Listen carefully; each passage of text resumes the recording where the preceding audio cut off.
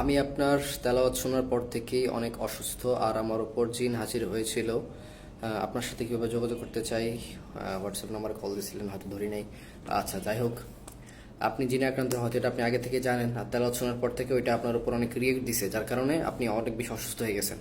হ্যাঁ, এই হচ্ছে বিষয়। তো আমাদের সাথে যোগাযোগ করার সবচেয়ে সহজ ওয়ে হচ্ছে হোয়াটসঅ্যাপের মাধ্যমে। আপনি আপনার সমস্যার কথা লিখে রাখবেন, বলে রাখবেন, ভয়েস মেসেজ দিয়ে রাখবেন। আমি শুনে যদি সমস্যা হয় আমি আপনাকে আপনার আমাদের যে সিস্টেম আছে এই সিস্টেমের আওতায় বলে দিব কীভাবে আপনাকে আসতে হবে বা কীভাবে আপনি আমাদের চিকিৎসার মধ্যে ধারাবাহিক সিরিয়াল দিবেন। আমি বলে দিব ইনশাল্লাহ। আপনি সরাসরি চাঁদপুর সদরে আমাদের সেন্টারে এসে আপনি চিকিৎসা দিতে পারবেন ইনশাল্লাহ। তবে শিডিউল ব্যতীত কোনো রোগী দেখা হয় না, সিরিয়াল অনুযায়ী শিডিউল অনুযায়ী রোগী দেখা হয়, ঠিক আছে? আর এই জন্যই অধিকাংশ ক্ষেত্রে মানুষ যখন আমাদের এই তেলাওয়াতগুলো শুনে, রোকের অডিও ক্লিপগুলো শুনে, তাদের শরীরের মধ্যে রিয়েক্ট দেখা দেয়। কেন? কারণ সে অসুস্থ আছে, হয়তো সে জিনের প্রভাবে আছে, না হয় জাদুর প্রভাবে আছে, না হয় তাকে ব্ল্যাক ম্যাজিক কুফুর যে কোনো কোনো কিছু করা রয়েছে। এই জন্য আমাদের তেলাওয়াতগুলো শুনলে রোগীরা অসুস্থ হয়ে যায়।